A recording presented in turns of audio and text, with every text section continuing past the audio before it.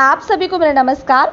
स्वागत है आप सभी का आपके अपने चैनल में जिसका नाम है न्यू अपडेट। जैसा कि आप सभी जानते हैं कि हम ग्राम चौकीदारों को लेकर वीडियो बनाते हैं और आज मैं आप लोग के लिए बहुत अच्छी जानकारी बताने वाली हूं।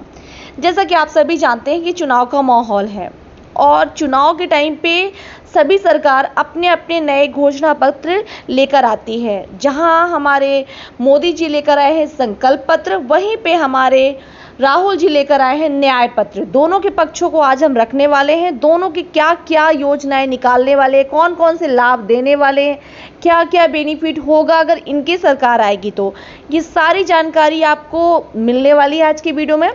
आज की वीडियो में मैं किसी का समर्थन नहीं करने वाली हूँ। मैं नहीं कहूँगी कि आप किसको वोट दीजिए, मगर एक चीज़ ज़रूर कहूँगी, आप वोट ज़रूर दीजिए ताकि आपका जो भी फेवरेट कैंडिडेट है वो जीत जाए, चाहे वो जो भी हो।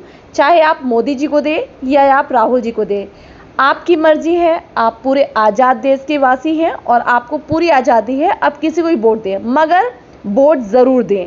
अपना कीमती वोट देकर और देश के उज्जवल भविष्य की कामना करें। और चलिए शुरू करते हैं आज का वीडियो शुरू करने से पहले मैं फिर से, चैनल पर पहली बार आए हैं तो प्लीज़ सब्सक्राइब ज़रूर कर लें। वीडियो पसंद आए तो वीडियो को लाइक कीजिए। चैनल से जुड़े कोई सुझाव है, वीडियो से लेकर कोई सुझाव है तो कमेंट करके ज़रूर बताइएगा।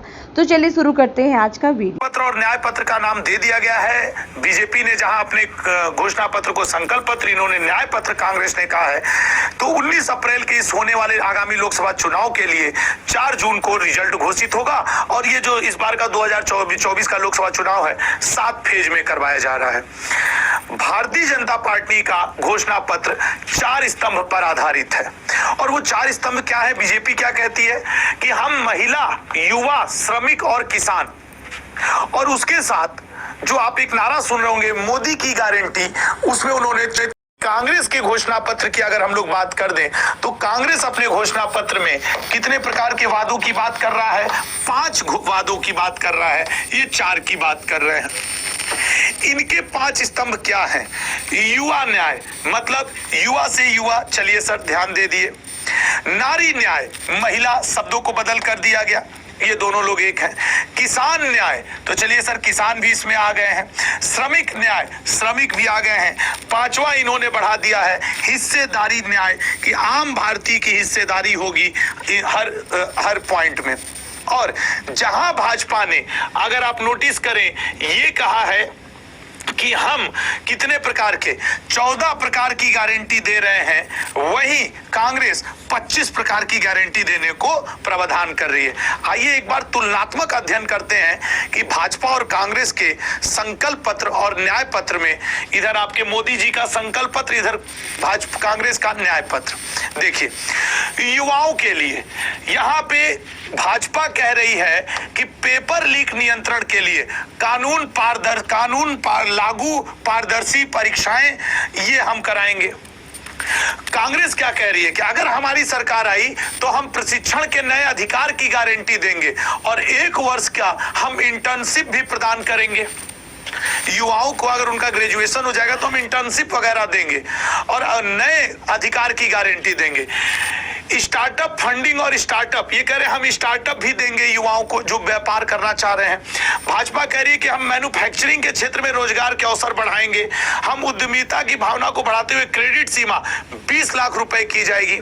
मतलब भाजपा कह रही है कि हम पेपर लीक होने से रोकेंगे, हम स्टार्टअप और स्टार्टअप इकोसिस्टम को बढ़ावा देंगे, हम मैन्युफैक्चरिंग के क्षेत्र में रोजगार के अवसर को बढ़ाएंगे। वहीं कांग्रेस पेपर लीक के मैटर में कह रही है कि हम फास्ट ट्रैक कोर्ट की सुविधा लाएंगे, 10 दिन के अंदर सुनवाई होनी चाहिए, ठीक है ना। केंद्र सरकार में हम 30 लाख नौकरी लाएंगे और स्टार्टअप के लिए हम 50% फंड उपलब्ध करवाएंगे। सभी छात्र शैक्षिक ऋणों के संबंध में 15 मार्च 2024 तक अवैतनिक ब्याज सहित देय राशि को माफ कर दिया जाएगा। कांग्रेस ये कह रही है कि जो शैक्षणिक ऋण है 15 मार्च 2024 तक, जो अभी अवैतनिक ब्याज सहित देय राशि को माफ कर दिया जाएगा।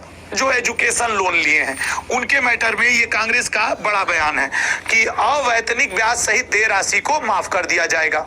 ये कांग्रेस कह रही है। अब देखो बुजुर्गों के लिए बीजेपी क्या कह रही है, वहीं आपके यहाँ पे कांग्रेस क्या कह रही है, ठीक है ना। कांग्रेस क्या कह रही है, पहले बीजेपी का देखते हैं। बीजेपी कह रही है 70 वर्ष से अधिक नागरिकों को आयुष्मान योजना को निःशुल्क कवर किया जाएगा। जिनकी 70 वर्ष से अधिक एज हो गई है, 5 लाख रुपए तक का जैसे आया है ना कि भाई आयुष्मान योजना के अंतर्गत हम धार्मिक स्थलों को हम दर्शन करवाएंगे, बुजुर्गों को सरकारी सेवाओं को हम घर तक पहुंचा देंगे और पब्लिक इंफ्रास्ट्रक्चर को इतना मजबूत और सुविधाजनक बनाया जाएगा कि बुजुर्गों को आराम रहे। वहीं आप नोटिस करिए कांग्रेस क्या कह रही है बुजुर्गों के लिए, 2016 में लाए गए right of person with disabilities act को सही से लागू किया जाएगा। बुजुर्ग, नागरिक, विधवा और दिव्यांग व्यक्तियों के लिए नेशनल सोशल असिस्टेंस प्रोग्राम के तहत 1000 रुपया प्रति माह हम इनको देंगे। कांग्रेस का यहाँ पे कहना है कि नियम आते रहते हैं, कुछ हो नहीं पाता है, हम डायरेक्ट पैसा दे देंगे बुजुर्गों को, विधवाओं, महिलाओं को और दिव्यांग व्यक्तियों को। नेशनल सोशल असिस्टेंस प्रोग्राम के तहत पब्लिक ट्रांसपोर्ट, अगर कोई बुजुर्ग सीनियर सिटीजन यात्रा करता है तो हम उसको यात्रा में छूट देंगे, ठीक है। ये कह रहे हैं हम छूट तो नहीं दे पाएंगे लेकिन हम पब्लिक इंफ्रास्ट्रक्चर को मजबूत कर देंगे, सरकारी सेवाओं को घर तक पहुंचा देंगे। ये दोनों में आपके किसमें है, बीजेपी और कांग्रेस का। अब आइए देखते हैं किसानों के लिए बीजेपी का क्या घोषणा पत्र है और कांग्रेस का क्या घोषणा पत्र है किसानों के लिए। और समझिएगा कि कौन क्या कर रहा है किसानों का, जरा देखते हैं। पहले भाजपा का देखते हैं, भाजपा क्या कह रही है। भाजपा कह रही है पीएम फसल बीमा योजना को और अधिक मजबूत किया जाएगा ताकि सहायता तेजी से और अधिक। नहीं, पीएम फसल बीमा योजना चल रही है, समस्या किसानों की समस्याओं का समाधान हम जल्दी निकाल लेंगे। ये कह रहे हैं कि एमएसपी जिसके ऊपर किसान आंदोलन चल रहा है, कह रहे हैं एमएसपी को समय समय पर बढ़ाया जाएगा। किसानों को कृषि के लिए आधुनिक सेवाएं दी जाएंगी, जैसे अभी ड्रोन दीदी योजना आई कि भाई महिलाओं को उससे रोजगार भी मिल रहा है और किसानी के अवसर भी बढ़ रहे हैं। वही कांग्रेस क्या कह रही है, वो कह रही है एमएसपी को लेकर कानून बनाया जाएगा जैसा कि स्वामीनाथन आयोग ने सुझाव दिया था। एग्रीकल्चर फाइनेंस पर स्थायी आयोग का गठन किया जाएगा जो किसानों के लिए कार्य करेगा। फसल को नुकसान से बचाने पर ध्यान केंद्रित किया जाएगा। ये कह रहे हैं फसल का हम बीमा योजना ला देंगे, आप कुछ पैसे देके बीमा करा लीजिए। ये कह रहे हैं हम नुकसान से ही बचा लेंगे। मतलब इन दोनों का अपना अपना व्यू है किसानों के लिए। अब आइए देखते हैं महिलाओं के लिए भाजपा क्या कह रही है, वही कांग्रेस क्या कह रही है अपने घोषणा पत्र में महिलाओं के लिए। भाजपा का देखते हैं, बीजेपी का 1 करोड़ से बढ़ाकर अब 3 करोड़ ग्रामीण महिलाओं को लखपति दीदी बनाया जाएगा, ठीक है। मतलब भाजपा अपने घोषणा पत्र में कह रही कि अगर हम सत्ता में आ गए तो हम 1 करोड़ की जगह 3 करोड़ ग्रामीण महिलाओं को लखपति दीदी बनाएंगे। इनको कुछ मदद दी जाएगी स्वरोजगार का, फिर वो उससे कमाएंगी और लखपति बन जाएंगी। महिलाओं के लिए स्वास्थ्य सेवाओं को बढ़ाया जाएगा। सर्वाइकल कैंसर पर केंद्रित अभियान चलाया जाएगा। संसद और राज्य विधानसभा में महिला आरक्षण बिल्कुल लागू किया जाएगा। ये महिलाओं के लिए मोटे तौर पे घोषणा पत्र है भाजपा का। आइए जरा देखते हैं कांग्रेस क्या कह रही है। वो कह रही है गरीब परिवारों की सहायता के लिए महालक्ष्मी योजना को शुरू किया जाएगा, जिसके तहत परिवार की सबसे बुजुर्ग महिला को 1 लाख रुपए प्रति वर्ष दिया जाएगा। ये कह रहे हैं हम लखपति दीदी बनाएंगे और ये कह रहे हैं हम दीदी नहीं बनाएंगे, हम सीधे 1 लाख रुपए उनके अकाउंट में डाल देंगे। पॉइंट समझिएगा, वो आप एक जागरूक मतदाता की तरह इसमें समझे सोचे तो ज्यादा अच्छा है, ठीक है। दूसरी बात कांग्रेस क्या कह रही है अपने घोषणा पत्र में, मैनिफेस्टो में, कि 2025 से आने वाली सरकारी नौकरियों में अगर हम आ गए तो ये कह रहे हैं कि हम महिलाओं के लिए 50% सीट रिजर्व कर देंगे। कौन कह रही है, कांग्रेस। 1 लाख रुपए देगी बुजुर्ग महिला को और 50% सीट रिजर्व कर देगी। वही ये कह रहे हैं कि हम ये रिजर्व तो नहीं करेंगे, हम स्वास्थ्य पे ध्यान देंगे और हम 3 करोड़ महिलाओं को लखपति दीदी बनाएंगे, ठीक है। अगले पॉइंट पे आते हैं, महिलाओं के बाद। महिलाओं के लिए भाजपा क्या कह रही है कि कामकाजी महिलाओं के लिए हॉस्टल का निर्माण किया जाएगा। बहुत सारी कामकाजी महिलाएं होती हैं जिनमें मतलब उनको शहरों में भटकना पड़ता है, तो ये कह रहा है अगर हमारी सरकार आई तो जो वर्किंग वुमेन है उनके लिए हम क्या करेंगे, निर्माण कार्य में मतलब ताकि उनके बच्चे उच्चे हैं तो वो शिशु गृह में मूलभूत सुविधाएं जैसे अपने बच्चे को फीडिंग कराना, दूध पिलाना, उनका कपड़ा उपड़ा चेंज करना, डायपर चेंज करना। भाई जॉब कर रही महिला तो ये चीजें, बच्चे हैं तो ये होंगी। वहीं मेरे दोस्त कांग्रेस क्या कह रही है कि कामकाजी महिला हॉस्टल की संख्या को दोगुना कर दूंगा और हर जिले में एक सावित्रीबाई फूले हॉस्टल को शुरू किया जाएगा। हॉस्टल खुलवाने की बात दोनों कर रहे हैं, लेकिन कांग्रेस थोड़ा ज्यादा गारंटी पूर्वक बोल रही है। अब आप जो दिख रहा है लाइनों में साफ, अब यहाँ पे आप ये कतई मत लेके चलेगा कि मैं कांग्रेस की तरफ से हूँ कि भाजपा। मैं एक जागरूक मतदाता हूं और आपसे बिल को तत्काल रूप से लागू कर दूंगा। महिला आरक्षण बिल वो भाजपा भी कह रही है कि हम भी लागू करेंगे। महिलाओं के लिए समान काम समान वेतन को लागू किया जाएगा। ये तो हमारे संविधान में लिखा हुआ है, ठीक है ना भाई, तो हमारे संविधान में लिखा हुआ है कि समान कार्य समान वेतन।